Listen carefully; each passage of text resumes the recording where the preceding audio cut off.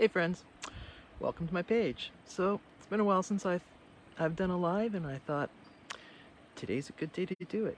Actually, probably not, because it's really sunny, and I think in the outdoors that changes the way things looks a little bit. But I have to do this chore, and I thought I'd share it with you guys. So, oh wow, look at the tree. That's one of our big maples in the back, and then my workshop in the back. But today I'm at the location where I store my lawn machines. I have this pretty cool zero-turn riding lawnmower from Toro, and I've been struggling with this lawnmower with its tires. Basically, it's got specialized tires that you can't get just anywhere, and I blew a tire a couple months ago and have been trying to band-aid it with store-bought tires that I could easily access from stores like Princess Auto or Canadian Tire with what they call turf tires, but they're just not the same. If you look here, the tire that I purchased secondhand doesn't have quite the wide face as the original tire. So I ended up finally biting the bullet and ordered a new tire from a dealer, and it took a week to get here, but I can finally change it out because up until now the mower's been inoperable the last week, and I'll be able to fix it. So I'm going to walk you through the steps on how to fix it. So first of all, on the back of my mower, you can't see it, but I've got a wheel chuck, so my lawnmower isn't going to slide back on me, and everything's safe that way. And then I've got a pretty decent jack here that I have it jacked up on, and so that I can access the tire. So that's the first thing, is lift it off the air just a little bit, and we're gonna work on getting the tire changed now. So all I'm gonna need for this is a new tire, and the tire, I've already checked the air pressure. I've set it to 20 psi, so that's what is recommended for it. And I've also put some grease in the little space there, so that when I put it all together, it won't be metal on metal. It'll be running on something that won't, the friction won't be as bad.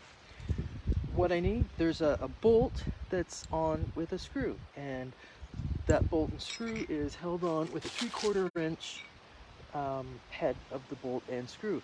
And you know how I know it's 3/4 inch? Big trick here. I actually brought out my socket set and found the one to fit it, and read it on it. It actually has 3/4 inch. So that's the secret to knowing what size bolt, socket wrench or wrench to use. Now for this, I'm going to be using a socket wrench, and I'm going to be using a regular wrench. The socket wrench is great.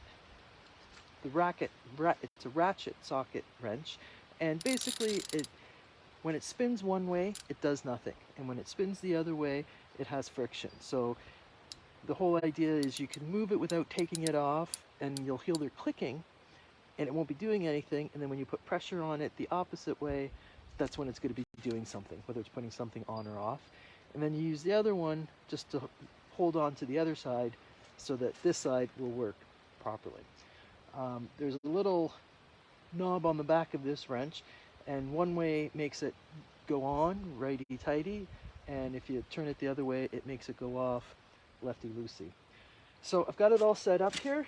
You can put on some gloves because there's lots of grease involved in this, and hopefully it comes off really smoothly, and I don't make a fool of myself here on live TV or live Facebook. So I'm going to put the end of the wrench on the back side of the bolt, and go ahead and put this on the nut, the opposite. I'm holding the nut and putting this on the bolt, and if I go down, it just goes nowhere. But when I pull it up, it just should be, actually that's tightening it. So we're going to switch it the other way.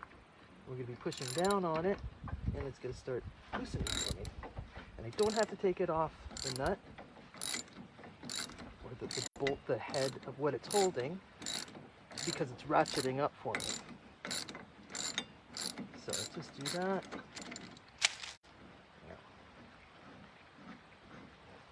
we go.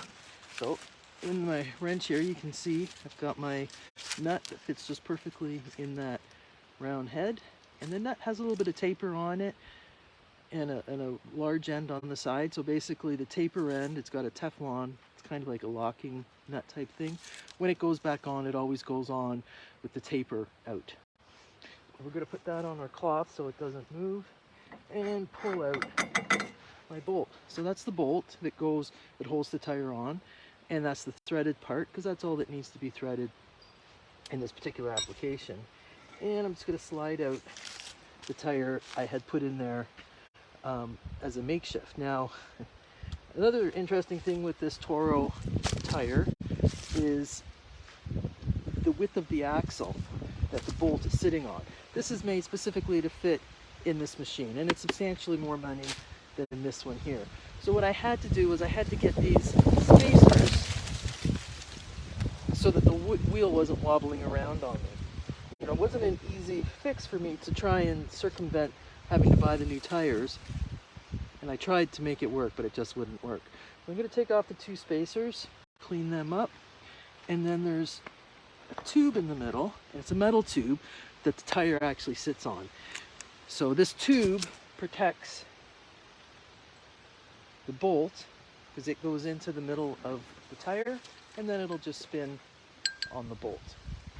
And I'm going to leave it nice and greased up so there is no friction. If you notice, this side of the tire has absolutely nothing on it, and this side of the tire has the air valve. So we want to make sure the air valve is facing out. And I'm just going to slide this tube into where the bearing is. I've already put some grease in there, so I'm good to go. And it just fits exactly in there. We're going to slide this in between the frame, and hopefully this will just find the other end of the hole, and it really should, and it did, so it's all the way in. So we'll finger tighten the bolt back onto it, and it doesn't really tighten that much actually with the Teflon thread, so you really do need the ratchet and the wrench. So because we had it all ready to tighten, if I want to loosen it, I got to flip this side around in just a little quarter of a turn, and now I know it's going to tighten my washer. Just a few ratchets of it, make sure it's good and tight, so when I start cutting grass, it doesn't fly off on me. And there we go. And it's all done. So easy peasy lemon squeezy. Now I've got lots of grass to cut here at my own place, and a few clients that I'm going to be getting to this week. I don't know if you've ever seen how to put one of these jacks down. It's kind of interesting. There's actually a little crossbar in the hole there, and on the, we look over here on the jack down here, there's a little bolt, and you put that crosshair kind of in that bolt, give it a twist, and it's down. So I didn't have it that much up, but it's down, goes all the way down, and I'm good to go. So I just got to put this away. Time to cut some grass, and I hope this was helpful to some people. So this was my first live, kind of showing an instruction, and I'd love to hear your feedback. If you'd like to hear anything else in particular or anything more, please feel free to leave a comment. Have a great afternoon. Happy fall.